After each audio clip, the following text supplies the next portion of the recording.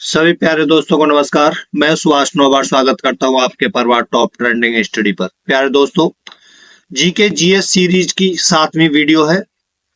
जो ये सीरीज मैंने जीके जीएस की चला रखी है। अभी जो एसएससी सीपीओ और आरपीएफ में जो वैकेंसी निकली हैं उनके लिए बहुत इंपॉर्टेंट है। 50 नंबर की आरपीएफ में जीके जीएस आती है और 50 नंबर की एसएससी सीपीओ में आती है। उसके लिए ये बहुत ही इंपॉर्टेंट सीरीज है। आप वीडियो को पहला नंबर से देखना शुरू करें और मैं जो जितनी कंप्लीट लगभग मैं 4000 से ज्यादा प्रश्न आपको कंप्लीट कराऊंगा। तो आपको बहुत जरूरी है इस सीरीज को देखना। इस जो ये सीरीज है इसमें मैं प्रीवियस ईयर में आए हुए अलग अलग एग्जामों में जितने क्वेश्चन है उन सबको मैं डिस्कस कर रहा हूं। ठीक है, मैं क्वेश्चन पढ़ता हूं और आपको आंसर बताता हूं। ऑब्जेक्टिव कम समय में ज्यादा रिवीजन कराने की आपकी मैं कोशिश करता हूं। शुरू करते हैं। पहले हम बायोलॉजी को देखते हैं। बायोलॉजी में पहला प्रश्न है, निम्नलिखित में से किस शब्द का अर्थ फलों को उगाना है। आपको बताना है कि जो 4 ऑप्शन दे रखे हैं इनमें से किस शब्द का अर्थ फलों का उगाना है। ऑप्शन बी सही हो जाएगा, पोमीकल्चर शब्द का अर्थ फलों को उगाना है। अगला क्वेश्चन है, निम्नलिखित में से किसे पादप जगत के जल स्थल चर कहा जाता है। निम्नलिखित में से किसे पादप जगत के जल स्थल चर कहा जाता है। ऑप्शन ए सही हो जाएगा, ब्रायोफाइट। अगला क्वेश्चन है, डैश वे कोशिकाएं हैं जो रक्त को हृदय से दूर शरीर के विभिन्न भागों तक ले जाती हैं। तो वो क्या होती है। ऑप्शन डी सही है, धमनियां वे वाहिकाएं हैं जो रक्त को हृदय से दूर शरीर के विभिन्न भागों तक ले जाती हैं। अगला क्वेश्चन है, निम्नलिखित में से क्या जीवन की संरचनात्मक और मौलिक इकाई है।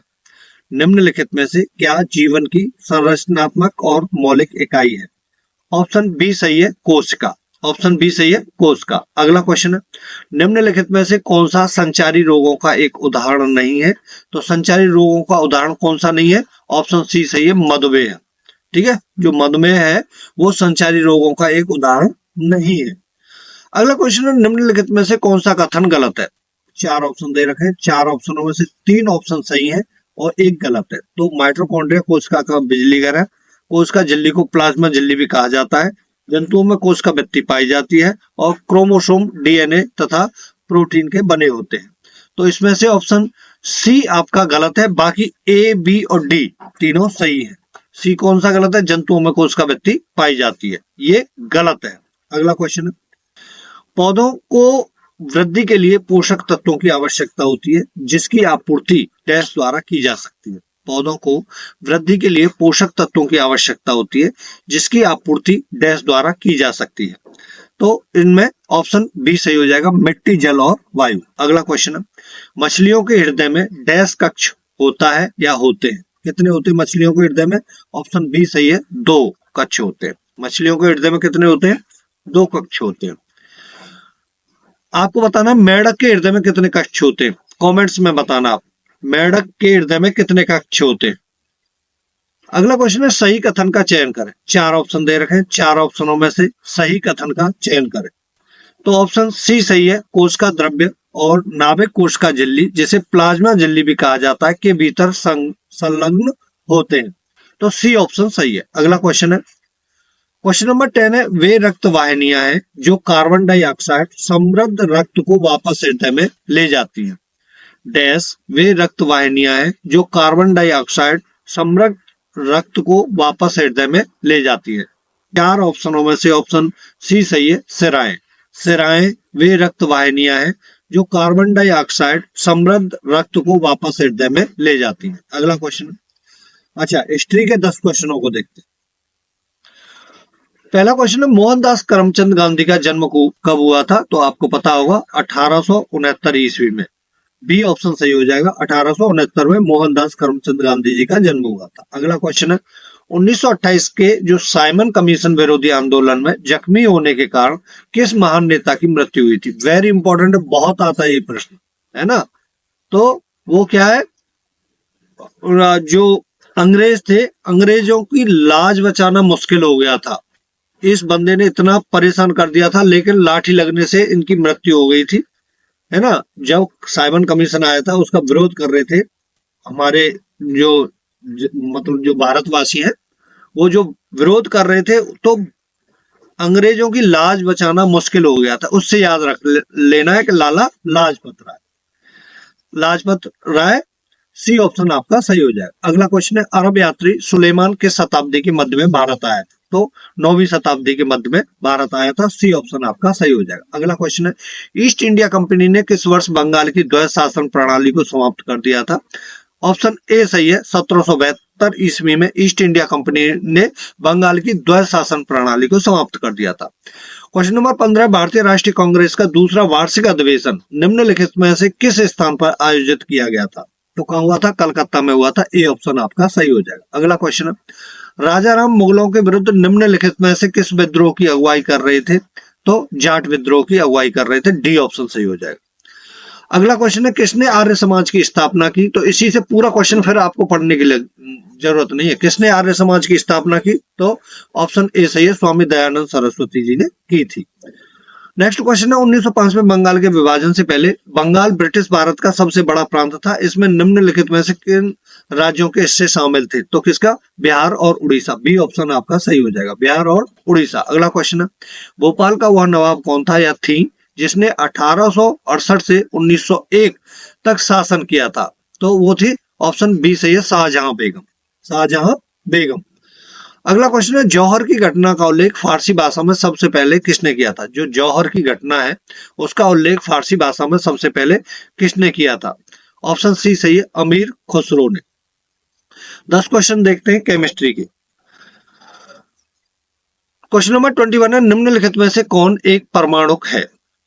एक परमाणु कौन सा है चारों में से? ऑप्शन डी सही है, ऑक्सीजन। ऑक्सीजन, ठीक है। अगला क्वेश्चन है, निम्नलिखित में से कौन सा या से कथन सही नहीं है? सही नहीं है। तो धातुओं का वह गुण जिसके द्वारा उन्हें पीटकर पतली चादर में बदला जा सकता है अघात वर्धनीयता कहलाता है। धातु का वह गुण जिसके द्वारा उसे खींचकर तार में बदला जा सकता है तन्यता कहलाता है। तो 4 ऑप्शनों में से ऑप्शन बी सही है, न तो फर्स्ट सही है और न ही सेकंड। अगला क्वेश्चन है, तत्व संयोजकता का निम्नलिखित में से कौन सा युग्म सही है? Boron, fluorine. तो 4 ऑप्शनों में से ऑप्शन बी सही है, न तो फर्स्ट और न ही सेकंड। अगला क्वेश्चन है, कोयले का जलना डैश का एक उदाहरण है। तो जो कोयले का जलना किसका उदाहरण है? ऑप्शन बी सही है, संयोजन अभिक्रिया का एक उदाहरण है। अगला क्वेश्चन है, अनबुझा चूना का रासायनिक सूत्र आपको बताना है। अनबुझा चूने का रासायनिक सूत्र बताना है। ऑप्शन ए सही है, CaO। CaO अनबुझे चूने का रासायनिक सूत्र होता है। अगला क्वेश्चन है, CaOCl2 यौगिक का प्रचलित नाम डैश है। तो क्या है? ऑप्शन सी सही है, ब्लीचिंग पाउडर। Bleaching powder. अगला क्वेश्चन है, निम्नलिखित में से कौन सा तत्व तांबे से अधिक क्रियाशील है? आपको बताना है 4 ऑप्शनों में से कौन सा तत्व है जो तांबे से अधिक क्रियाशील है। तो ऑप्शन ए सही है, जिंक। ऑप्शन ए सही है, जिंक। अगला क्वेश्चन, निम्नलिखित में से कौन सा सोडा लाइम है? आपको बताना है 4 ऑप्शनों में से कौन सा सोडा लाइम है। तो ऑप्शन बी सही है, NaOH NaOH प्लस CaO, ठीक है। बी ऑप्शन सही हो जाएगा। अगला क्वेश्चन, क्लोरोफॉर्म का सही रासायनिक सूत्र आपको बताना है। तो ऑप्शन ए सही हो जाएगा, क्लोरोफॉर्म का CHCl3। क्वेश्चन नंबर 30 है, 1979 में जॉर्ज विटिंग के साथ उनके कार्बनिक संश्लेषण में महत्वपूर्ण अभिकर्मकों में क्रमशः बोरोन और फास्फोरस युक्त यौगिकों के उपयोग के विकास के लिए नोबेल पुरस्कार किसने साझा किया था? 4 ऑप्शनों में से ऑप्शन डी सही है, हर्बर्ट सी ब्राउन। डी ऑप्शन सही हो जाएगा। ज्योग्राफी के क्वेश्चनों को देखते हैं। डूरंड रेखा किन दो देशों को विभाजित करती है? डूरंड रेखा किन दो देशों को विभाजित करती है? तो ऑप्शन बी सही है, अफगानिस्तान और पाकिस्तान को। अगला क्वेश्चन है, भारत का कौन सा जैव संरक्षित क्षेत्र bio reserve world network of biosphere reserve में शामिल नहीं है? तो ऑप्शन डी सही हो जाएगा, मानस। ऑप्शन डी सही है, मानस। अगला क्वेश्चन है, पश्चिमी घाट और पूर्वी घाट डैश की पहाड़ियों में मिलते हैं।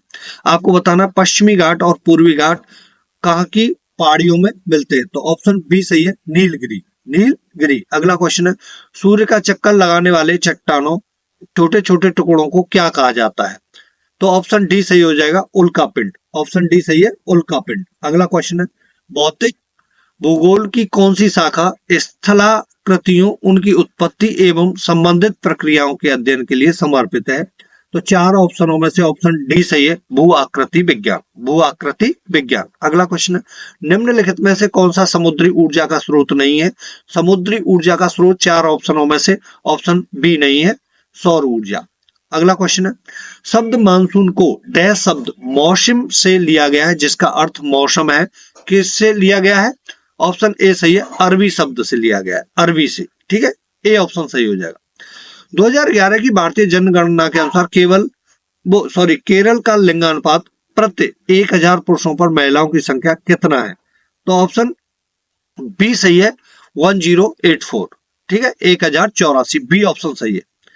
इनमें से किस भारतीय राज्य में हेमेटाइट के सर्वाधिक भंडार मौजूद है, तो हेमेटाइट के सर्वाधिक भंडार कहाँ है, ऑप्शन ए सही है, उड़ीसा में। ऑप्शन ए सही है, उड़ीसा। अगला क्वेश्चन है, बाघ संरक्षण हेतु जागरूकता बढ़ाने के लिए वैश्विक बाघ दिवस कब मनाया जाता है, ऑप्शन डी सही है, 29 जुलाई को। 29 जुलाई को मनाया जाता है, डी ऑप्शन आपका सही हो जाएगा। पॉलिटी के क्वेश्चनों को देखते हैं। सरकार भारतीय संविधान के डैश के तहत श्रमिकों के लिए मानव गरिमा के अनुकूल जीवन को सुरक्षित करने के लिए अधिनियमित सामाजिक कल्याण और श्रम कानूनों का पालन सुनिश्चित करने के लिए बाध्य है, तो इसमें खाली स्थान में कौन सा अनुच्छेद आएगा, अनुच्छेद 21। ठीक है, बी ऑप्शन आपका सही हो जाएगा। अगला क्वेश्चन है, पारिवारिक न्यायालय संशोधन अधिनियम 2022 ने परिवार न्यायालय अधिनियम 1984 संशोधन किया है। यह अधिनियम डैश को पारिवारिक न्यायालय स्थापित करने की अनुमति देता है, तो चार ऑप्शनों में से ऑप्शन बी सही है, राज्य सरकारों को पारिवारिक न्यायालय स्थापित करने की अनुमति देता है। अगला क्वेश्चन है, भारतीय संविधान के अनुच्छेद 43B के संबंध में निम्नलिखित में से कौन सा कथन सही है, तो चार ऑप्शनों में से ऑप्शन डी सही है, यह सहकारी संगठन से संबंधित है। यह सहकारी संगठन से संबंधित है। निम्नलिखित में से कौन सा भारतीय संविधान में एक मौलिक कर्तव्य नहीं है, चार ऑप्शनों में से तीन ऑप्शन मौलिक कर्तव्य है, एक मौलिक कर्तव्य नहीं है, वो आपको बताना है। देश की संप्रभुता को बनाए रखना और उसकी रक्षा करना, सद्भाव और भाईचारे को भावना को बढ़ावा देना, सार्वजनिक संपत्ति की रक्षा करना, स्मारकों की रक्षा करना, तो ऑप्शन डी मतलब गलत है, स्मारकों की रक्षा करना।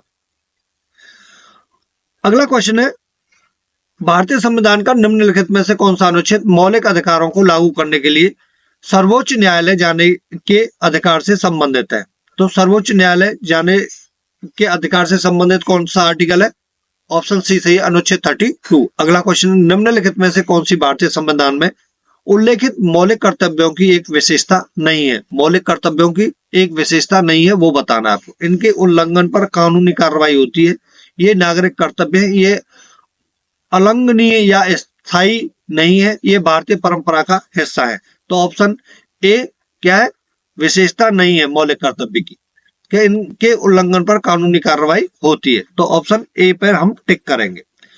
अगला क्वेश्चन, भारतीय संविधान का निम्नलिखित में से कौन सा प्रावधान अमेरिकी संविधान से लिया गया है, अमेरिकी संविधान से क्या लिया गया है, ऑप्शन सी सही, उपराष्ट्रपति का पद। अगला क्वेश्चन है, एक्स अपनी आजीविका कमाने के लिए चेन्नई में अपनी व्यापार की स्वतंत्रता का प्रयोग कर रहा है, भारतीय संविधान के निम्नलिखित में से किस अनुच्छेद में इस प्रकार की स्वतंत्रता प्रदान की गई, तो आर्टिकल ए मतलब ए ऑप्शन सही है, आर्टिकल 19। आर्टिकल 19 ए ऑप्शन आपका सही हो जाएगा। अगस्त 2021 में रामनाथ कोविंद ने सामाजिक और शैक्षिक रूप से पिछड़े वर्गों की पहचान करने और उन्हें निर्दिष्ट करने के लिए राज्यों और केंद्र शासित प्रदेशों को सशक्त बनाने हेतु किस संविधान संशोधन अधिनियम को सहमति दी है, तो चार ऑप्शनों में से ऑप्शन डी सही है, 105वें संविधान संशोधन अधिनियम को अनुमति दी है। अगला क्वेश्चन है, पोषण अभियान 0 से 6 वर्ष तक के बच्चों के पोषण स्तर को प्राप्त करने का एक कार्यक्रम है। भारतीय संविधान के निम्नलिखित में से कौन सा अनुच्छेद पोषण स्तर को बढ़ाने के लिए प्रावधान करता है, तो चार ऑप्शनों में से ऑप्शन बी सही है, अनुच्छेद 47। अनुच्छेद 47 फिजिक्स के 10 क्वेश्चनों को देखते हैं। 1928 में किसने खोज की थी? जब रंगीन प्रकाश की किरण किसी द्रव में प्रवेश करती है तो उस द्रव द्वारा प्रकीर्णित प्रकाश का एक हिस्सा अलग रंग का हो जाता है। किसने की थी? ऑप्शन सी सही है, सीवी रमन ने, सीवी रमन। अगला क्वेश्चन है, एम्पियर के संबंध में सही कथन की पहचान कीजिए। 4 ऑप्शनों में से एम्पियर के संबंध में जो सही कथन है उसको आपको बताना है। 2 कूलाम आवेश प्रति सेकंड के प्रवाह से 1 एम्पियर बनता है। 1 कूलाम आवेश प्रति मिनट के प्रवाह से 1 एम्पियर बनता है। आधा कूलाम आवेश प्रति सेकंड के प्रवाह से 1 एम्पियर बनता है। 1 कूलाम आवेश प्रति सेकंड के प्रवाह से 1 एम्पियर बनता है। बताना है आपको 4 ऑप्शनों में से कौन सा सही है। तो ऑप्शन डी सही है, 1 कूलाम आवेश प्रति सेकंड के प्रवाह से 1 एम्पियर बनता है। अगला क्वेश्चन है, प्रकाशिकी में किसी पदार्थ का अपवर्तनांक सूत्र n इक्वल टू C/V से दर्शाया जाता है, जहां C निम्न है। क्या तो C क्या है? ऑप्शन डी सही है, निर्वात प्रकाश की गति।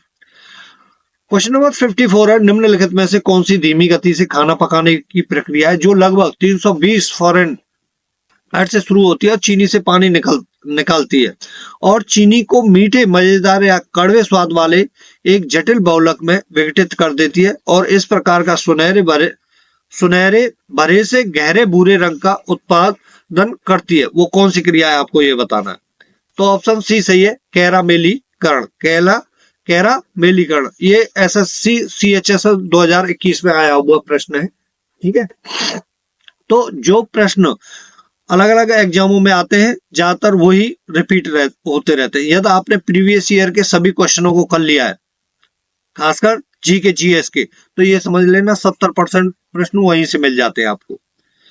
अगला क्वेश्चन है, कक्ष के सामान्य तापमान और वायुमंडलीय दाब पर पदार्थों और उनकी विशिष्ट ऊष्माधारिता के संबंध में गलत युग्म की पहचान करनी है। तो गलत युग्म कौन सा है? ऑप्शन ए गलत है, बाकी सही है। अगला क्वेश्चन है, वाहनों में रियर व्यू विंग मिरर के रूप में किस प्रकार के दर्पणों का उपयोग किया जाता है? तो ऑप्शन डी सही है, उत्तल। बहुत इंपॉर्टेंट है, सरल है लेकिन इंपॉर्टेंट बहुत है। अगला क्वेश्चन है, किस ताप पर जल का घनत्व अधिकतम होता है? आपको बताना किस ताप पर जल का घनत्व अधिकतम होता है। ऑप्शन सी सही है, 277 केल्विन पर, के 277 के। अगला क्वेश्चन है, एमसीबी का पूर्ण रूप बताना है। आपको एमसीबी की फुल फॉर्म बतानी है। तो ऑप्शन बी सही हो जाएगा, miniature circuit breaker. Miniature circuit breaker, B option सही है, एमसीबी का फुल फॉर्म। जब प्रकाश प्रिज्म से गुजरता है तो कौन सा रंग सबसे कम विचलित होता है? आपको बताना है। जब इंपॉर्टेंट क्वेश्चन है, सरल है, बहुत आता है इसलिए आपको सरल लगता है ये क्वेश्चन, लेकिन इंपॉर्टेंट बहुत है। जब प्रकाश प्रिज्म से गुजरता है तो कौन सा रंग सबसे कम विचलित होता है? ऑप्शन सी सही है, लाल रंग है। यदि वीडियो को लाइक नहीं किया है तो दोस्तों लाइक जरूर कर देना और वीडियो को शेयर भी करना है। दिल की छवियों को बनाने के लिए अल्ट्रासाउंड तरंगों के प्रतिबिंब का उपयोग करने वाली तकनीकों को क्या कहा जाता है? तो ऑप्शन सी सही हो जाएगा, इकोकार्डियोग्राफी। ऑप्शन सी सही है। Thank you for watching this video. नमस्कार।